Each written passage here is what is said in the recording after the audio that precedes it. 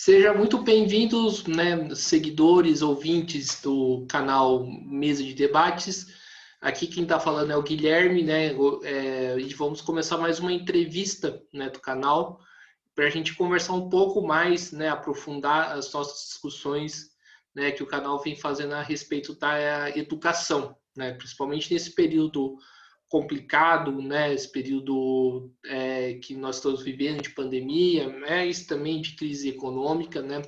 Então a gente vai conversar e aprofundar alguns debates que o canal vem fazendo, não somente na questão da reabertura das escolas, e também mais questões do ensino à distância, né, do EAD, né, questões que eu acho que precisam ser debatidas. Então, convidei aqui para o dia de hoje o professor Jefferson, né, Gonzalez, até para a gente trocar essa ideia. Professor, por favor, antes da gente começar, se apresente-se. Então, olá a todos e todos. Sou o professor Jefferson Gonzalez. Eu sou pedagogo, né? Sou mestre e agora doutorando em educação.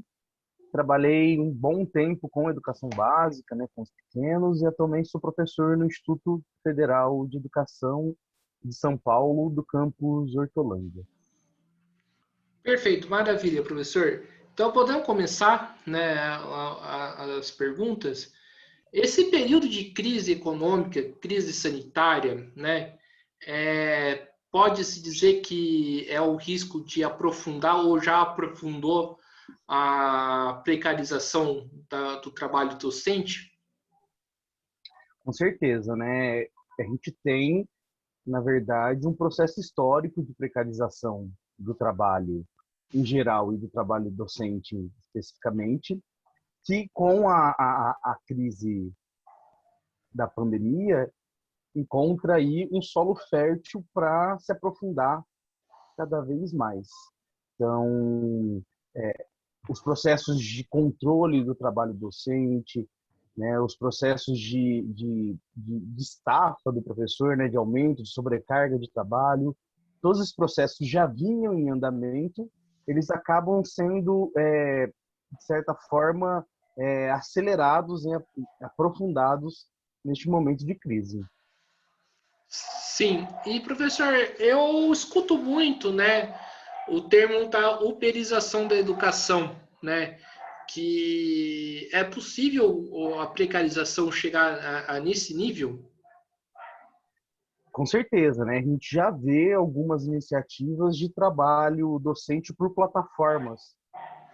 A semelhança do Uber, a semelhança do iFood, já tem algumas experiências nesse sentido. Eu sou de Ribeirão Preto, né? Lá o prefeito propôs esse projeto, que era um projeto que você ia ter um aplicativo para quando faltasse professor você pudesse imediatamente achar dentro da seleção daquele aplicativo o professor que pudesse cobrir a aula. Então, esses processos de uberização, ou mais específica, mais amplamente, na verdade, de trabalho por plataforma, ele já é uma realidade, né? A gente já tem aplicativos aí de aula online, de reforço escolar, né? Mais comum aí em cursos de inglês, por exemplo, mas também já muito comum em reforço de conteúdos de educação básica, né? Alfabetização, matemática, são aplicativos que pagam uma porcentagem para o professor e o dono do aplicativo, o dono da plataforma fica com a grande parte desse pagamento, assim como é feito com o Uber ou o iFood. Esses aplicativos, então, pode concluir que eles também ganham um terreno fértil na pandemia? Sim, eles, na verdade, eles ganham um nicho muito grande, né? E ganham aí, se os docentes conseguem fazer uma resistência forte à implantação de sistemas de educação à distância ao longo desses anos, na pandemia a gente perde muitos dos nossos argumentos, né? Porque se a gente é contra a reabertura das escolas, como que a gente não vai aceitar práticas de educação à distância, né? Então aí o movimento acaba caindo em certas armadilhas que o próprio capital cria para ampliar suas bases de extração aí de lucro, né? De supervalorização das mercadorias. Então, esse momento é um momento onde as grandes corporações, os grandes conglomerados educacionais se sentiram motivados, não, né, mas autorizados a implantar com maior velocidade esses mecanismos. Você falou uma coisa muito interessante, né, que eu, inclusive, andei refletindo bastante sobre isso, né, que essa questão da relação, né, nós, né, somos contrário à reabertura das escolas nesse momento de pandemia, mas, ao mesmo tempo, né, você tem toda essa questão do trabalho à distância, toda a questão né, desses trabalhos por aplicativo, que é algo que a gente sempre combateu, né? Como Uhum. responder essa contradição, no seu ponto de vista? A gente vive um momento aí bem complicado nesse sentido, porque é uma armadilha, né? E é uma armadilha que é muito fácil de a gente cair. Porque se a gente adere aos mecanismos aí de educação à distância de maneira acrítica, isso pode ser irreversível, né? Até certo ponto. Então, acho que o grande desafio da luta sindical, da luta organizada dos docentes hoje, é como lidar nessa contradição. Eu acho que tem um princípio. Acho que o princípio que a gente tem que seguir é o princípio da vida, né? Só trabalha, só aprende, só ensina e só aprende quem está vivo. Então, manter a vida acima de tudo, acho que esse tem que ser o nosso princípio. Se para manter a vida neste momento a gente precisa se utilizar dessas ferramentas, já que você corre muitos riscos no ensino presencial, na educação presencial, acho que nesse momento a gente pode fazer aquele recuo tático, aceitar, mas aceitar criticamente, acho que essa é a grande questão, essas ferramentas. Saber que esse não é o ideal, que há limitações muito grandes nessa modalidade educacional, né? Saber o que está por trás disso, né? O mercado atuando aí na produção de tecnologia, na venda de pacotes educacionais, no controle desses pacotes, no controle na, na, nos dados, né? Pegando os dados aí dos professores e dos alunos que trabalham, porque os dados hoje também são mercadorias, né? Então a gente tem que trabalhar com isso de maneira crítica, né? Ter aí uma noção de que é algo que é emergencial, né? É algo para a gente manter o nosso princípio da vida. Sim, outra questão que eu quero levantar ainda da questão do ensino remoto, né? A gente sabe que o ensino remoto, bem antes da pandemia, né, o ensino à distância, né, o chamado IAD, vem avançando, né? Por conta, até mesmo por conta da pandemia, até por conta desse recuo tático, né, que você falou, do tipo de ensino. Mas minha preocupação isso pode se tornar regra depois da pandemia? Esse é o grande desejo das grandes corporações e dos grandes conglomerados educacionais. Então, como eu disse antes, esse é um processo. A pandemia não traz nada novo, né, nesse sentido. Isso já estava acontecendo. O que a pandemia faz é aprofundar e abrir um espaço onde isso se torna justificável, né? Do ponto de vista, olha, se não fizer, os alunos vão ficar para trás, enfim. Então, agora, as prefeituras têm que comprar os pacotes educacionais, tecnológicos. Então, nesse sentido, é, é muito problemático, né? Isso que a gente está vivendo, e a gente vai ter que estar alerta e construir uma luta muito forte para resistir a isso que tende a vir como algo que não vai acabar, né? Que vai continuar e vai se aprofundar cada vez mais. Porque você imagina comigo, né? Grandes discussões que a gente estava tendo antes sobre a questão da politização da sala de aula, né, de que as questões do escola sem partido, aliado a isso, um mercado para a produção de materiais educacionais, né? Você tem aí uma aliança, né, de um pensamento conservador, né, que é essa ideia de que a sala de aula ela não está aberta à exposição de opiniões, enfim, e tem que estar suscetível a um controle, e ao mesmo tempo um mercado aí ávido a produzir materiais, né, a produzir algo uniformizado e vender isso, né, como mercadoria. Então, você junta essa prática aí neoliberal com esse pensamento neoconservador, você tem um caminho aí para ampliação do capital e para consolidação do capitalismo na sua crise, né? O capitalismo ele vive em crise e ele encontra meios para conseguir burlar essa crise. E esse é um dos meios. Então, para que isso se torne prática irreversível, é uma bobeada nossa. Por isso que a gente tem que estar atento e tem que estar organizado. Sim, você falou uma coisa muito interessante, né, em relação ao projeto de escola sem partido, né? Pelo menos uma coisa que eu andei pensando, posso estar errado, né? Com o ensino à distância, né? Isso pode, o escola sem partido pode crescer ainda mais por conta de ter uma relação, por conta da criança estar na casa dos pais, os pais nutrem de um certo conservadorismo, aí tipo facilita, né, dificulta tipo a liberdade de cátedra do professor, esse tipo de relação. Assim, né? A gente já tem vários relatos aí de professores que têm as suas aulas praticamente invadidas pelos pais, questionando o conteúdo, questionando formas de ensinar do professor. E isso é muito claro que a educação à distância é um meio para isso, quando a gente lembra que no programa de governo do atual presidente Jair Bolsonaro, tinha pouquíssimas linhas escritas sobre educação. Mas dessas pouquíssimas linhas tinha lá educação à distância, desde a educação básica até o ensino superior. Ou seja, é um fetiche do pensamento conservador, né?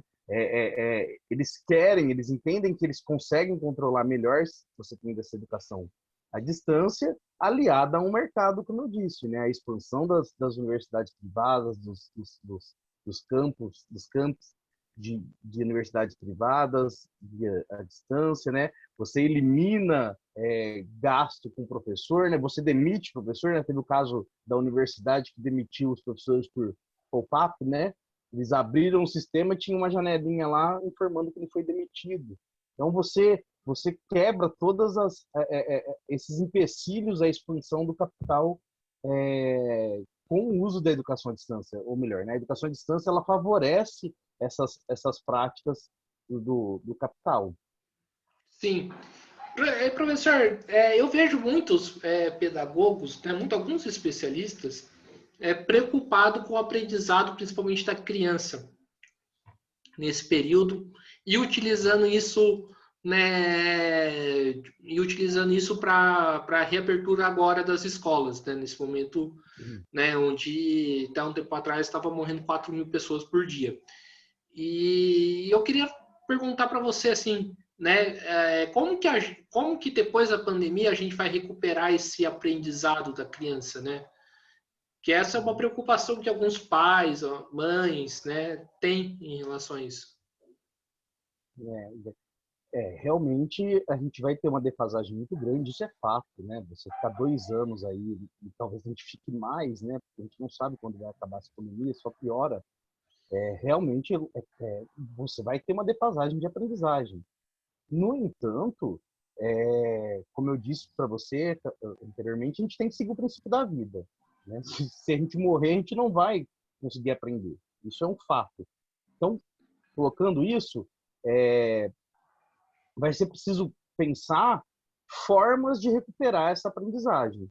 E aí pensar maneiras de organização escolar, né? Então, se a gente tem a maneira seriada, né, os anos escolares, a gente vai ter que pensar como que a gente vai organizar dentro de como a gente vai organizar os conteúdos nesse espaço, nesse tempo, para que a gente consiga, de certa forma, amenizar essa defasagem que teve. A gente tem que tomar cuidado de pensar que a aprendizagem é uma linha progressiva, né? Essa perspectiva de aprendizagem, ela é muito equivocada, né? De que o que você não aprendeu hoje, você não vai aprender amanhã. Isso não é verdade, né? Você tem aí a gente chama de desenvolvimento em espiral, né? Então você vai tendo um desenvolvimento da aprendizagem em que você tem avanços, recuos, e aí você vai, a partir de mediações, você vai construindo sínteses e aí chegando à consolidação dos conhecimentos. Então, terá sim a defasagem, isso é fato, né? Mas é possível recuperar. É possível que se pense a organização das salas de aula, que se pense a organização da escola, que se pense a organização das séries e dos anos, se organize o conteúdo no espaço e tempo, para que a gente possa recuperar. Mas para Sim, isso a gente precisa estar vivo. concordo. Um morto não aprende. É. Professor, uma coisa que me chama muita atenção, que me intriga e até me indigna um pouco, é essa questão do ensino híbrido, né? Tipo, metade vai para a escola, outra metade fica em casa, né? Aí fica fazendo esse esquema de rodízio. Eu queria perguntar para você qual que é o sentido disso, porque para mim não tem sentido nenhum, né? E para mim é Uhum. uma tentativa, né, digamos assim, falha e até estúpida de fazer com que a criança aprenda alguma coisa, além de precarizar ainda mais as condições de trabalho do professor. O que a gente precisa ter claro nesse momento de pandemia é o seguinte: você tem uma área de estudo, né, com estudos aprofundados sobre metodologias, enfim, que eu posso discordar ou não, mas existe esse campo de estudo, né, por exemplo, sobre o ensino híbrido. Há toda uma série de conhecimento produzido sobre isso, técnicas, concepções, enfim, sobre a questão do ensino híbrido. No entanto, o que a gente tem na pandemia não é isso, né? Mesma coisa a educação à distância, você tem todo um campo teórico da educação à distância. O que a gente vê hoje não é isso, né? Então, a forma como é aplicado tanto o ensino híbrido como a educação à distância, ela é uma forma já precarizada também. No caso do ensino híbrido, na verdade, o que eles estão tentando fazer é suprir a demanda de pais e principalmente de escolas privadas para que em algum momento você mantenha o vínculo com a escola. Então, as escolas particulares estão muito preocupadas com a queda das matrículas, né, com o pagamento das mensalidades. Os pais que trabalham também o dia todo não têm com quem deixar os seus filhos, que até para se entender, né, essa questão, também estão preocupados com isso. Então, a lógica do ensino híbrido é meio essa que está sendo aplicada, né? Da forma como está sendo aplicada, que não tem nada a ver com o campo dos estudos aí que vão preconizar o ensino híbrido, que eu também discordo, mas aí é um campo teórico que pode ser discutido, né, de outra forma. Então, o que tem sido feito, a gente tem chamado de gambiarra pedagógica, né? O que são sendo feitos são gambiarras. Ó, não dá para fazer assim, faz desse jeito, faz do outro, né? E a gente não pode esquecer o grande apelo do mercado, né? A gente tem, infelizmente, é, tem um professor da USP, ele brinca, né? Educação não é mercadoria só na cabeça de militante, né? Na nossa cabeça, ele fala na nossa, né? Na nossa cabeça de militante. Porque a educação é uma mercadoria muito valorizada, né? Custa caro. Então, a gente tem que sempre lembrar, quando a gente fala de educação, lembrar essa perspectiva do mercado também, né? Que muitas vezes está acima da vida para muitas pessoas, né?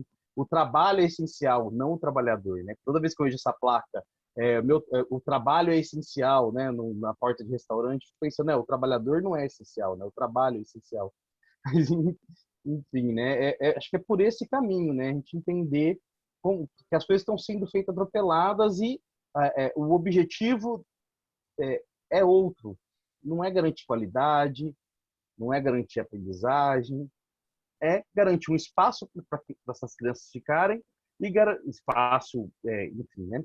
E garantir que eles continuem pagando mensalidades. Sim. Você fala uma coisa do essencial, né? Eu acho muito hipócrita, né, por parte dos governos agora declarar que a educação foi essencial. Eu também já fui professor da rede pública e a última coisa que se percebe dentro de uma escola pública é que a educação é essencial por parte do governo, que não é. Desde a questão do salário até a questão das péssimas condições de ensino, de estrutura de muitas das escolas, né? Eu queria que você falasse um pouco mais o que está por trás dessa hipocrisia de falar que é serviço essencial. Uhum.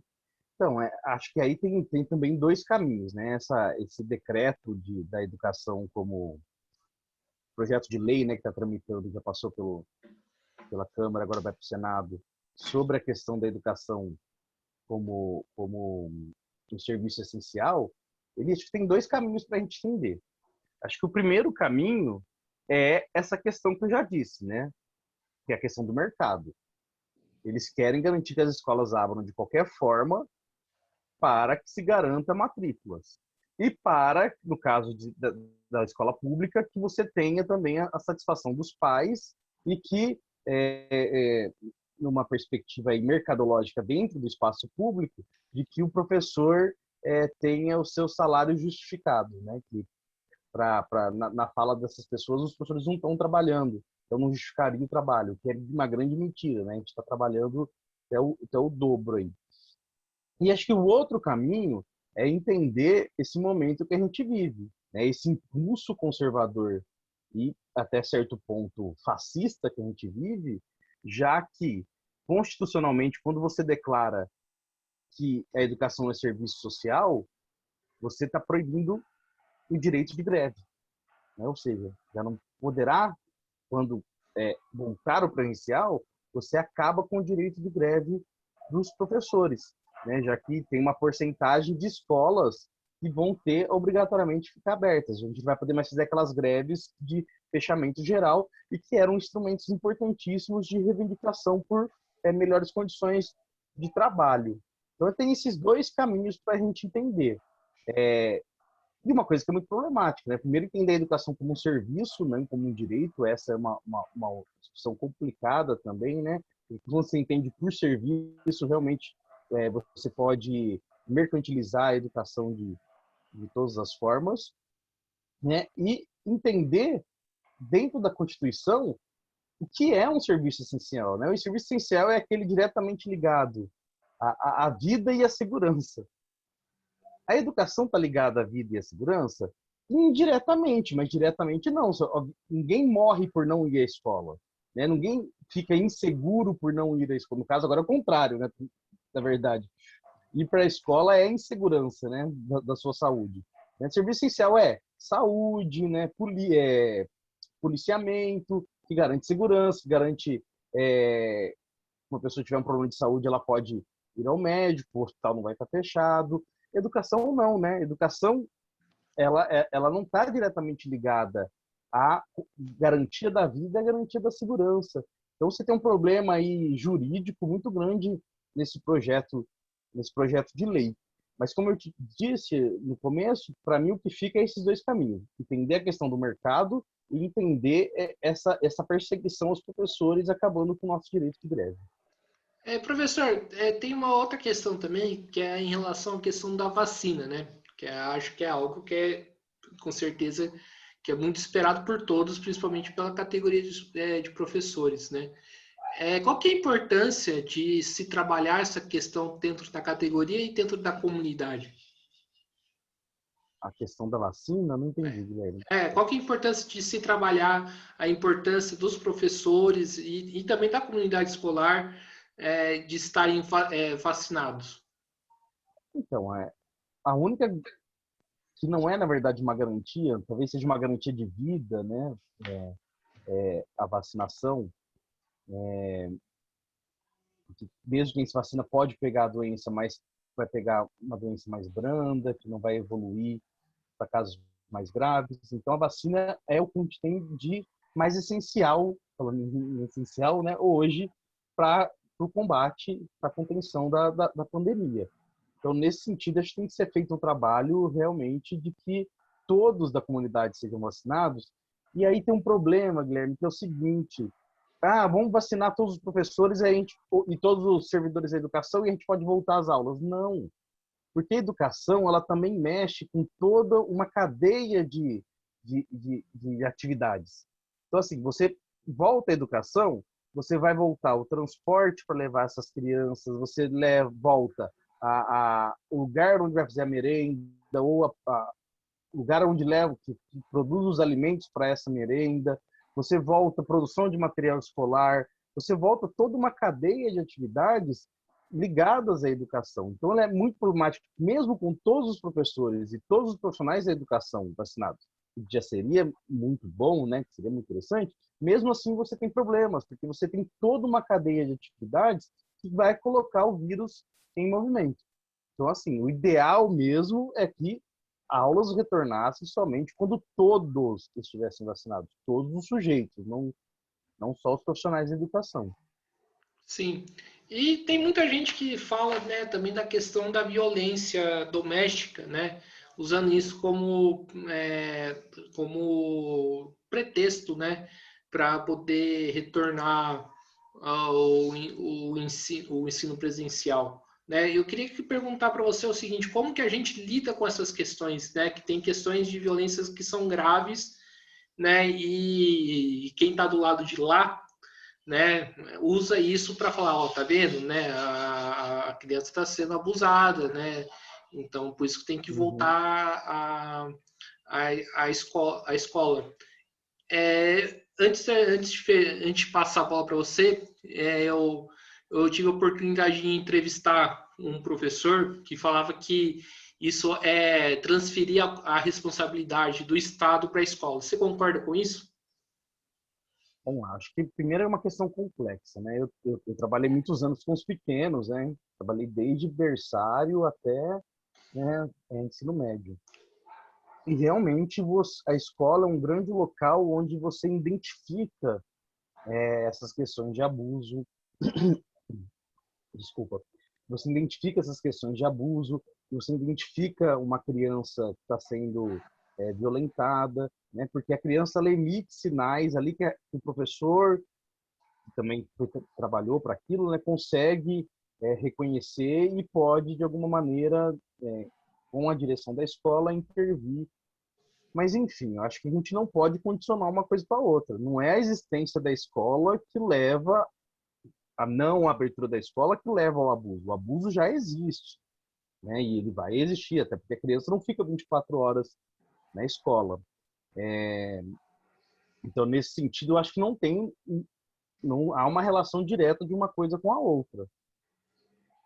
Eu entendo que o aumento da violência, o aumento, ela tem que ser uma questão de política pública, né, social. Então, você tem que estar na rua aí trabalhando o fortalecimento dos conselhos tutelares, né? Você tem que ter canais onde as mulheres que são violentadas e têm seus filhos violentados possam conseguir denunciar, né? Criar uma cultura da denúncia nesse sentido, né? A história lá de que briga marido e mulher não se mete colher, acabar com essa história, né? Se você tem um vizinho que abusa da mulher, você tem que denunciar sim. No caso da criança, você tem uma coisa mais complexa, porque a criança ela é responsabilidade da sociedade como um todo, né? Então, eu entendo que a escola é um espaço importante, sim, de reconhecimento, mas não acho que a abertura ou não dela vai fazer com que esses casos deixem de existir. Entende? Porque uma hora a criança volta para a escola, para casa, e é em casa que esses abusos acontecem. A questão da responsabilidade, eu não vi essa fala do professor, mas eu entendo também que muitas das responsabilidades são jogadas para a escola. Responsabilidade de alimentação. Antigamente a escola tinha consultório de dentista, né? Tem até uma discussão com os amigos psicólogos. Falam, a escola tem que ter psicólogo. Eu acho que não, né? Eu acho que confunde as coisas. Acho que escola é escola, consultório de atendimento psicológico é outra coisa. Pode ter o psicólogo na escola fazendo outras atividades que não limitando as crianças, né? Então, eu entendo, não via o que o professor falou, mas eu acredito que ele vá para esse caminho. Realmente, a escola ela acaba assumindo muitas atividades que acabam descaracterizando a sua atividade principal, que é o ensino e a aprendizagem, suas atividades principais. Então, realmente, acho que é um problema mesmo quando você desloca todas essas atividades para a escola. Professor, aqui no estado de São Paulo, né, é, tem uma discussão muito forte em relação ao PEI, né, que é o Programa de Educação Integral. Né, eu queria que você desse a sua opinião sobre esse programa, né, se você vem acompanhando, né, as discussões, né, em relação a isso. Então, eu não conheço a fundo o programa. Eu sei, assim, de algo que eu li, amigos que são professores que comentam, mas eu entendo um pouco do que seria uma educação integral, né, que a gente defende, né, uma educação do sujeito como um todo, né, uma educação que não foque somente num tipo de conteúdo, né, os diferentes tipos de conteúdo que formam o sujeito como um todo, né, processos de trabalho, né, e elevem o sujeito aos maiores níveis de conhecimentos aí científicos, filosóficos, artísticos. Mas o que eu sei, não por vivenciar, mas eu vi amigos contando, é que parece que não é bem isso, né? Parece que não há uma coordenação de atividades, né? Que as atividades são muitas vezes não estão relacionadas com os objetivos principais da escola. Você tem muitas oficinas que são ministradas até por professores que não dominam aqueles conteúdos que estão sendo ministrados. Então, realmente, assim, eu não sei te falar a fundo, eu sei o que eu ouvi, mas a ideia de uma educação integral seria uma educação, não que o aluno fique os 2 períodos na escola, isso não é ser integral, né? A educação integral é que forme o sujeito integral, que forme o sujeito por todos os lados, né? Meio por aí. Sim, eu queria que você falasse um pouco, né, do que você vem acompanhando, vem recebendo de relato, né? Quais são as principais dificuldades que os alunos vêm enfrentando? Eu acho que a primeira dificuldade é a barreira tecnológica, né? É ter acesso tanto aos dispositivos como à internet, ter acesso a um computador que consiga transmitir as aulas, que consiga assistir às aulas, e uma internet também de qualidade para que ele consiga acompanhar. Acho que essa é uma primeira barreira. Acho que a segunda barreira é na relação com o professor consegue identificar as dificuldades de aprendizagem dos alunos e intervir ali até mesmo de maneira individual com os alunos, né? Sabendo aquilo que eles não conseguem fazer hoje e que podem conseguir vir a fazer amanhã.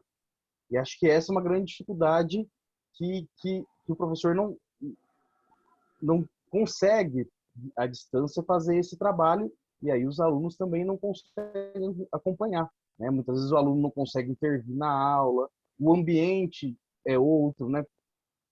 Então, assim, quando você vai para um espaço, eu vou para a escola, ali é o meu lugar de aprendizagem. Geralmente a casa é o meu lugar de lazer, é o lugar onde eu dormir, vou me alimentar, vou brincar com meus colegas, enfim. Esse deslocamento de espaço também causa certa dificuldade de concentração, dificuldade de apreensão dos conteúdos. Então, assim, são dificuldades que estão, né, são materiais, no primeiro momento, mas que também são de cunho aí cognitivo, né, desenvolvimento cognitivo, enfim, por aí. Sim, e você falou que trabalha no ensino superior, né? E eu queria saber um pouco agora em relação. E o ensino superior? Se toda essa discussão que a gente está fazendo se encaixa também para o ensino superior? Sim, né? O ensino superior principalmente primeira graduação de uma pessoa, ela tem grandes dificuldades, né? Eu discuti isso uma vez num trabalho, que é a questão do compromisso político da educação à distância.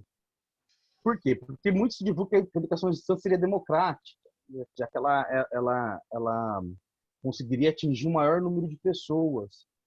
E, na verdade, não é isso. Porque a democracia ela não está na quantidade de pessoas atingidas, mas na qualidade com que se atinge essas pessoas. E ela demanda um nível de concentração, um nível de autoconcentração, de autodisciplina muito grande. Então, você pega aqueles alunos de primeiro ano de graduação que não tem rotina de estudo, que vem de uma escola onde eles estudavam em véspera de prova, por exemplo, né? Deixa para estar. E a gente sabe que na universidade não é assim. Se você não tiver uma rotina de estudos, você não consegue ter uma boa formação. Então, a gente sempre, eu lembro que numa conferência nacional de educação, a gente batendo contra a EAD, a gente viu que ia perder, aí a gente falou assim, ó, vamos fazer o seguinte, então, vamos pelo menos garantir que não seja a primeira formação. E naquela conferência, agora eu não lembro, o ano foi 2013, não vou lembrar. Naquela conferência a gente conseguiu que se passasse isso, que não se tivesse primeira formação em educação à distância no caso de professores, né? No caso de professores não poderia ser a primeira licenciatura ser a distância. É lógico que isso não foi implementado, não foi para frente, né, porque a força do mercado é muito maior. Enfim, as dificuldades são muitas para os alunos, para os professores, né? Se você pensar em universidades mais consolidadas, onde você já tem um corpo docente mais idoso, né, pessoas mais idosas, e que muitas vezes têm dificuldades em ficar numa posição, né, sentado. Então, tem a questão do corpo mesmo da pessoa, de ficar em frente a um computador dando aula, né? Você tem a questão tecnológica, às vezes a pessoa não tem familiaridade com a questão tecnológica. Muitos professores não têm também a questão de entender o momento e saber as dificuldades dos alunos. Então, aqueles professores que chegam e vão falar, se o aluno viu, não viu. Então, assim, a gente tem muitas dificuldades que eu acho que são na educação como um todo, e no ensino superior não é diferente. Sim, e outra coisa que eu tenho ouvido bastante relatos, professor, é a questão de demissões de funcionários da escola, né? Sei que no estado trabalhadoras terceirizadas vêm, né, sendo demitidas, né? Eu queria que você falasse qual que e essa questão é bastante problemática em relação, inclusive, ao próprio retorno das escolas, né? Porque se não tem funcionária de limpeza para limpar a escola, né, a escola fica numa condição insalubre, o que torna a escola um lugar mais de risco ainda na pandemia. Eu queria que você falasse um pouco, né, dessa questão. Da terceirização, da falta de De funcionários? demissões de funcionários dentro da escola, de terceirizados, funcionários da limpeza. Então, esse é um problema que a gente do movimento, de uma militância sindical, com uma militância aí organizada dos professores, a gente já denunciava há muito tempo, né?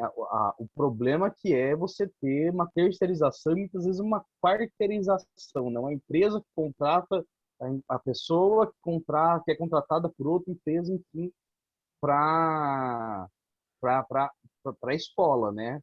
E isso tem vários problemas numa escola. Primeiro problema é o seguinte: você não ter um profissional que faça parte do projeto da escola. É muito importante, quando a gente constrói um projeto político-pedagógico na escola, que todos estejam envolvidos, inclusive pessoal da limpeza, pessoal da merenda, os seguranças, né? Se você pensar o porteiro da escola, ele é uma das pessoas que mais conhece a escola, que mais conhece todos os alunos.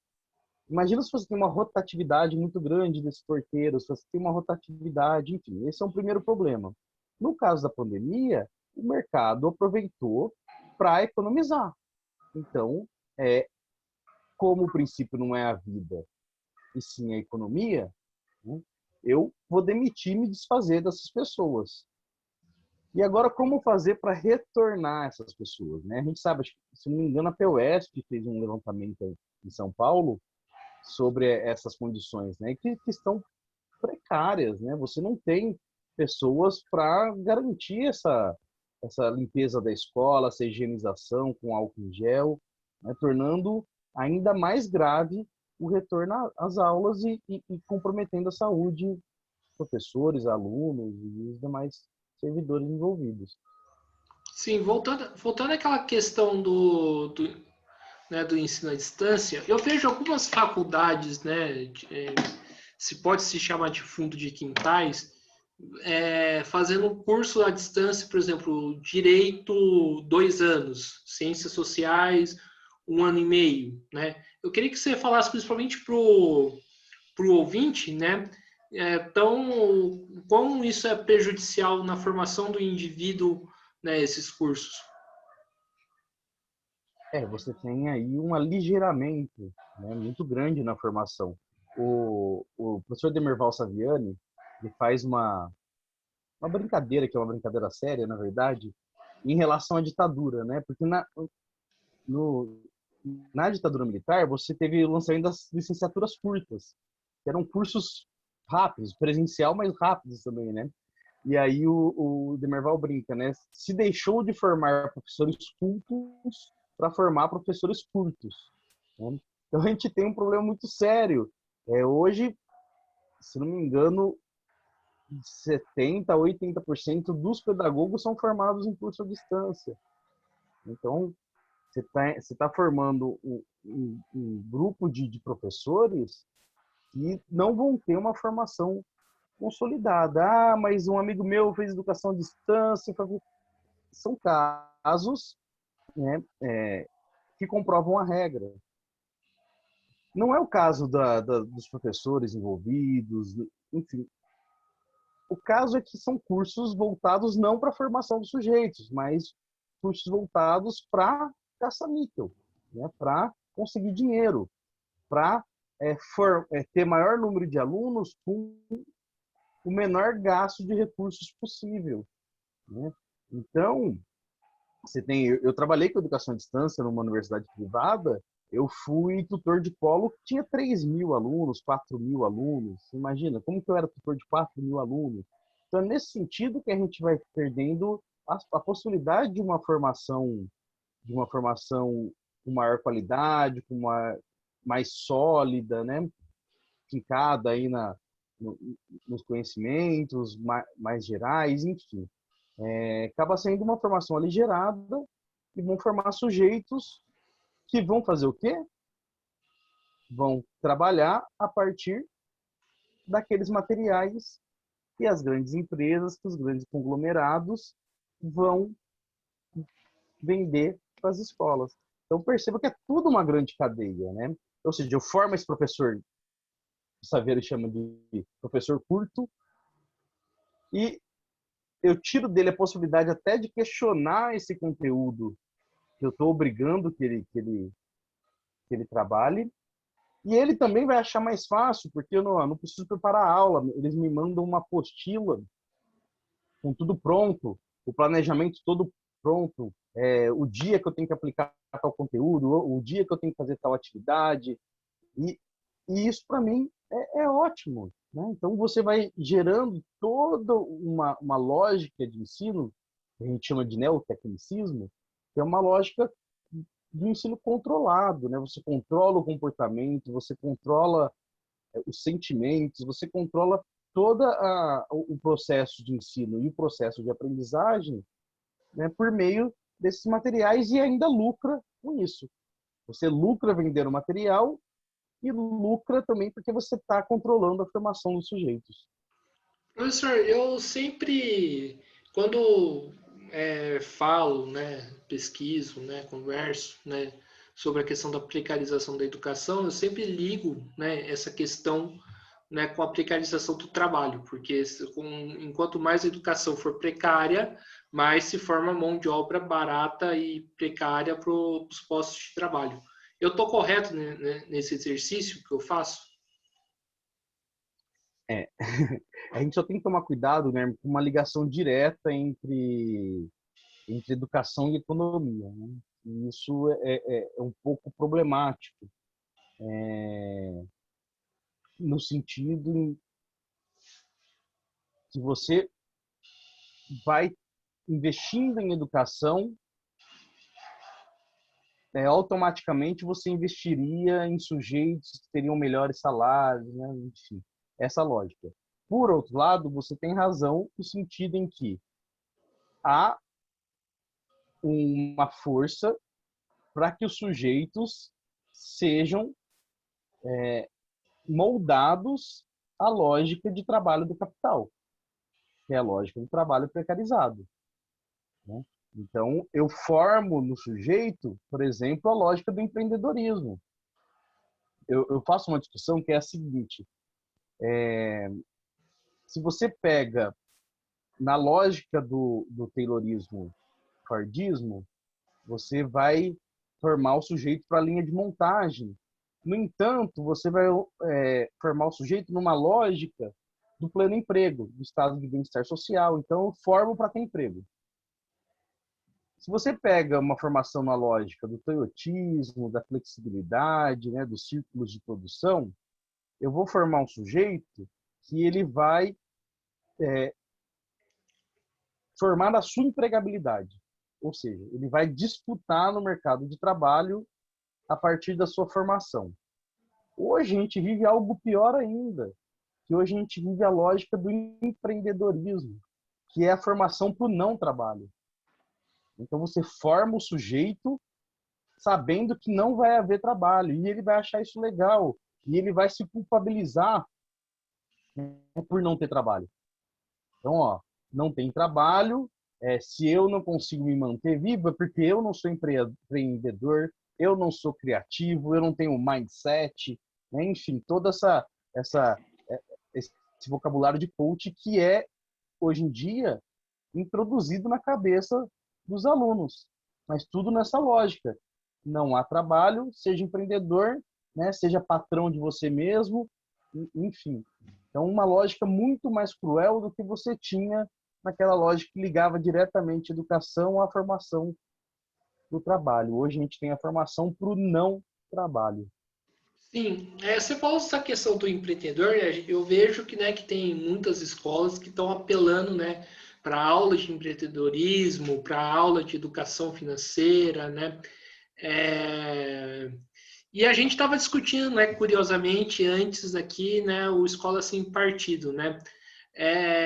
Então, é correto afirmar que o Estado, né, a classe dominante, quer tirar o conteúdo crítico, né, através do Escola Sem Partido para despejar esse monte de coisas na cabeça, né, da criançada e da juventude?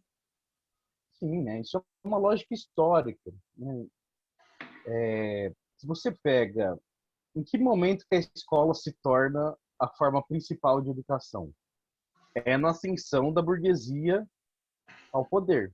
Conforme a burguesia vai ascendendo ao poder, ela precisa formar o maior número de pessoas possível dentro daquela lógica de uma sociedade que não é mais regida por laços de sangue e agora é uma sociedade contratual, como diria o Rousseau, né? No entanto, quando a burguesia efetivamente toma o poder, né, na Revolução Francesa, você tem paulatinamente aí, historicamente, uma destruição da escola, ou melhor, né? Você tem um grande dilema da burguesia, que é o seguinte: como eu ofereço uma educação que propicia a classe trabalhadora trabalhar, produzir mais, mas que não propicia a elevação a um senso crítico. Então, esse é o grande dilema na educação da burguesia. Como que eu ofereço? Como que eu doso? Como que eu vou dosar essa educação para o trabalho, mas que não proporcione um pensamento crítico? E aí são utilizadas várias formas ao longo dos anos para isso acontecer, né? Se a gente pegar, por exemplo, a desvalorização da escola pública, isso foi muito claro, né? A partir do momento que você tem a popularização no sentido de entrada de mais sujeitos das camadas populares na escola pública, você tem, ao mesmo passo, uma precarização da escola pública, uma perda de qualidade da escola pública, e isso não é à toa, né? Isso é lógico que é projeto, né? É lógico que está dentro de uma política de formação dos sujeitos. Quando você pega o Escola Sem Partido, olha em que momento que a Escola Sem Partido vem à tona, né? No momento onde a gente está com a educação básica, no caso o ensino fundamental dentro da educação básica, praticamente universalizado, né? A partir do momento que a gente tem o ensino médio obrigatório, né, que no Brasil até 2010 não era obrigatório o ensino médio, então a partir do momento que a gente tem um ensino fundamental quase todo universalizado, ensino médio, né, caminhando para isso, está muito longe, mas caminhando para isso a partir da sua obrigatoriedade, eu vou fazer o quê? Eu vou controlar esse conteúdo da escola. Eu vou fazer com jeito que quando as pessoas entrem, elas não tenham essa formação para o pensamento crítico. Quer ver outro exemplo? É a questão das competências socioemocionais.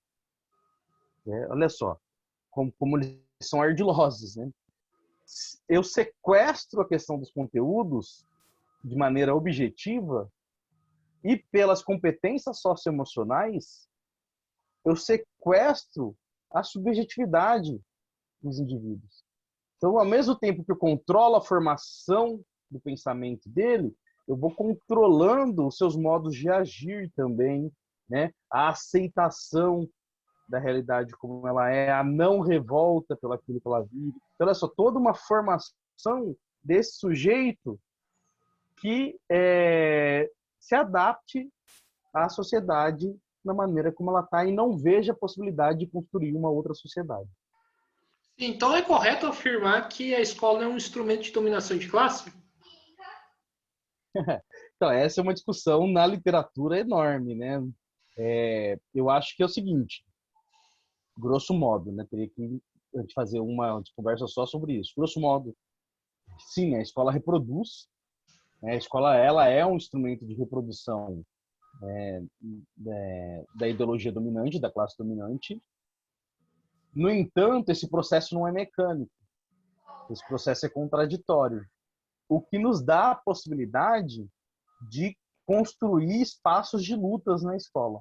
Então, a escola também é instrumento de luta. Ao mesmo tempo que ela é reprodução, ela também é espaço de luta. A luta de classes ela se realiza também na escola. E se é luta, ela não é só de um lado. Então, isso que a gente tem que entender. É importante que a gente entenda a reprodução. Acho que se a gente não entende a reprodução, a gente cai num campo que não é crítico. Né? Mas, no entanto, a gente precisa entender que esse processo é dialético. Né? Se a sociedade determina a escola também influencia a organização da sociedade. E aí a gente tem a possibilidade de pensar em processos de luta a partir da escola. Eu tenho trabalhado com a concepção de escola popular, né? Da construção de escola popular. E aí é toda uma concepção de, entendendo a escola como reprodutora da ideologia dominante, a gente construir processos de popularização da escola. Ou seja, né, de fazer a escola funcionar a partir dos interesses das camadas populares. Sim. Professor, eu queria perguntar agora para você, né, se você enxerga alguma perspectiva de mobilização, né, efetiva da categoria de professores no âmbito nacional para depois da pandemia. Eu penso que sim, Guilherme. Eu acho que assim, a gente sofreu um baque muito grande, né, com a pandemia no sentido organizativo, mas eu imagino, eu penso e eu torço para que, né, assim que puderem se voltar às mobilizações presenciais, que o movimento virá forte. Né? A gente tem a questão dos cortes na educação, que precisam ser enfrentados, a gente tem a questão salarial também dos professores que precisam ser enfrentadas, precisam retomar a nossa pauta de luta. Então, eu estou com uma perspectiva de que os próximos anos serão de muitas lutas, né? Começando já no ano que vem, né? Que é ano eleitoral também. Anos eleitorais eles costumam ser anos de muita reivindicação. Né? Então, eu entendo que a gente tem aí um caminho importante de lutas a ser construído, principalmente a partir do ano que vem. Sim, e o que que você e o de agora, o que que você vem acompanhando, né, as mobilizações de professores, seja do âmbito da esfera, né, do ensino, né, básico e da esfera do ensino superior? Uhum. O que que A gente tem diferentes tipos de organização, né? Acho que os sindicatos estão mantendo, mesmo que não regularmente, as suas assembleias. Você tem grupos de professores que montaram assembleias gerais, né? os educadores em luta, enfim, não vou lembrar agora o nome correto.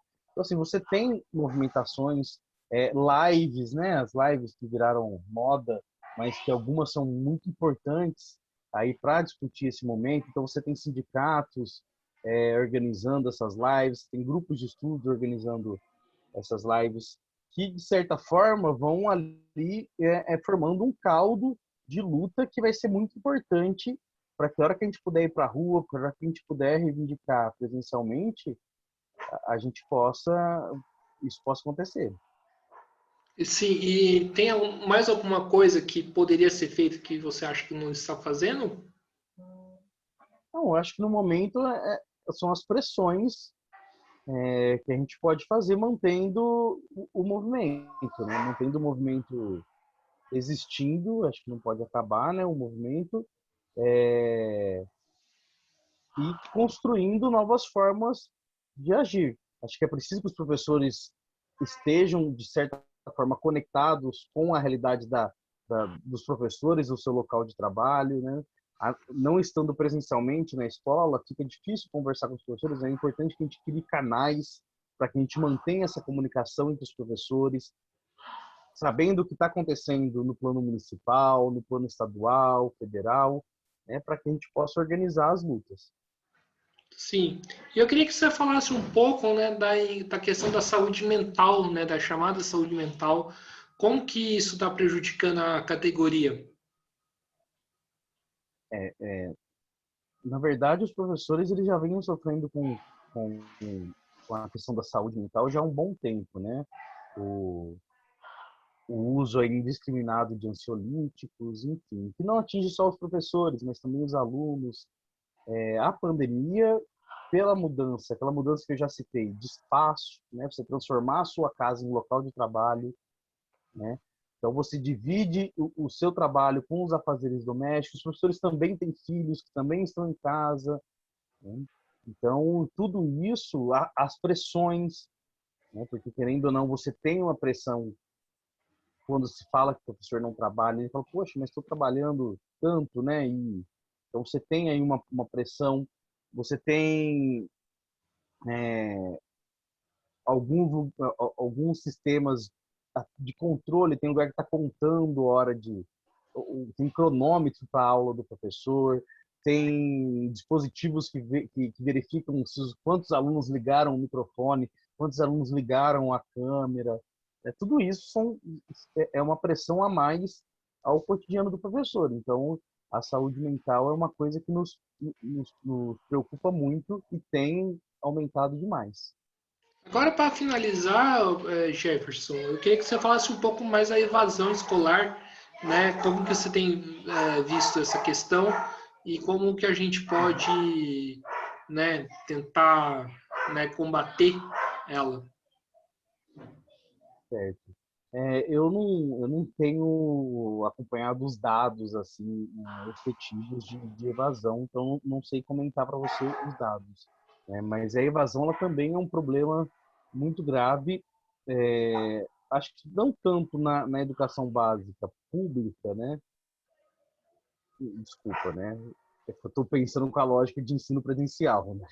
É lógico que agora a gente está tendo uma evasão muito grave do aluno que não liga o computador, que não tem acesso, né? Isso também pode ser considerado evasão nesse sentido, né? Então a gente tem um problema aí que a gente precisa resolver, que é um problema material. Evasão a gente sempre combate, falando em escola pública, com intervenção de assistência estudantil, né? Evasão, o Estado ele tem que garantir acesso dos sujeitos à escola, né, à educação, mas também tem que garantir permanência. E aí, para garantir permanência, você tem que ter um conjunto de políticas de assistência estudantil para que esse aluno não desista do curso.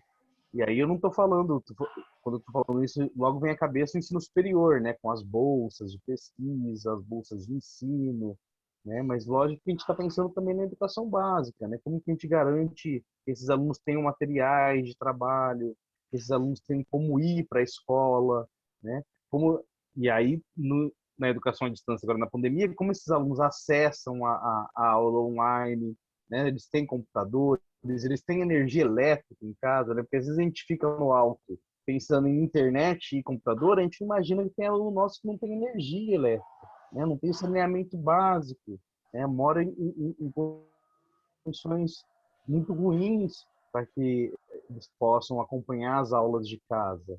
Então, para que se garanta a permanência, ou seja, se combata a evasão, é preciso política pública. Sim. Então, meus amigos, estamos aqui, né, acabando, né, mais uma entrevista do canal Mesa de Debates, né? Eu quero primeiramente agradecer ao professor Jefferson por ter aceitado o convite, né? Foi uma discussão muito boa, né, muito rica, né? Ajudou bastante, né, nas discussões que o canal vem fazendo, né? Então, passo para as considerações finais para o professor. Muito obrigado, Guilherme. Eu queria agradecer. Acho que esses momentos são importantes para a gente poder discutir, para a gente poder se organizar. Quero deixar todos uma mensagem de que a gente não abandone nossos objetivos, que a gente pense assim, que uma outra sociedade é possível, que um outro mundo é possível e que a educação é fundamental nessa construção. Eu agradeço o convite e me coloco à disposição para quando você precisar. Beleza? Beleza? Então é isso aí, né? Peço para que se inscrevam no canal Mesa de Debates, né? Título um pouco, curta esse vídeo, outros vídeos que o canal tá produzindo, né? Curta a nossa página no Facebook do Mesa de Debates e siga a gente no Instagram, né? Além de compartilhar nas redes sociais esse vídeo e outros vídeos que o canal fez. Então é isso, pessoal. Fiquem atentos à nossa programação e até a próxima. Fui!